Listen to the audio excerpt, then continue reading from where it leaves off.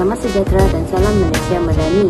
Saya Devni Runai anak Ipan, nombor metrik di 2024-1109752.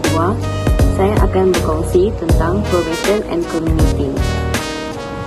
Dalam topik ini saya akan berkongsi tentang proses probation, tugas yang dilakukan oleh pegawai probation remaja dan pengawasan remaja berisiko tinggi. Peranan mereka adalah memberi pengawasan dan bantuan kepada jurana yang telah dijatuhkan hukuman probation. Terdapat 4 tugas utama pegawai probation, iaitu penyiasatan, pengawasan dan bantuan, penguatkuasaan dan peranan pegawai kanan. Pegawai probation remaja adalah individu yang bekerja di bawah pengawasan jabatan untuk membantu remaja yang terlibat dalam masalah undang-undang atau perilaku berisiko. Penyiasat merupakan pegawai percubaan remaja yang bertugas untuk mengawasi dan membimbing remaja yang dikenakan hukuman dalam probation oleh mahkamah. Pendekatan yang digunakan oleh penyiasat adalah kerjasama, pemantauan dan intervensi. Tugas yang kedua ialah pengurusan kes. Pengurus kes adalah sistem standard yang dilaksanakan oleh mahkamah untuk mengawasi dan membantu kesalahan remaja sepanjang tempoh probation. Peranan pegawai pengurusan kes adalah orang tengah antara mahkamah dan pelaku, membimbing remaja dan membuat plan tindakan. Tugas yang ketiga adalah rancangan kes.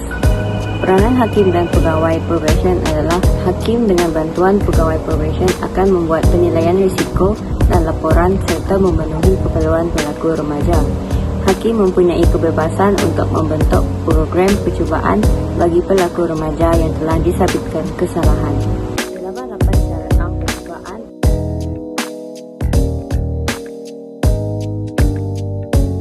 Syarat khusus percubaan pula adalah hakim boleh menambah syarat khusus berdasarkan kes seperti larangan bergaul dengan individu yang membawa pengaruh buruk, larangan memandu bagi remaja yang terlibat dalam percurian kereta, dan penetapan waktu pulang yang tepat.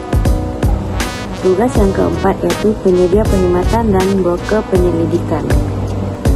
Kekerapan pertemuan antara pesalah jurana dan pegawai probation bergantung kepada tahap keseriusan masalah jurana dan jumlah kes yang diuruskan oleh pegawai tersebut. Cabaran dalam peranan pegawai probation. Terdapat perbezaan ketara antara idea dan realiti dalam jangkaan bagaimana pegawai probation harus berinteraksi dengan jurana. Dalam menetapkan maklumat, penting untuk mengenali hak jurana.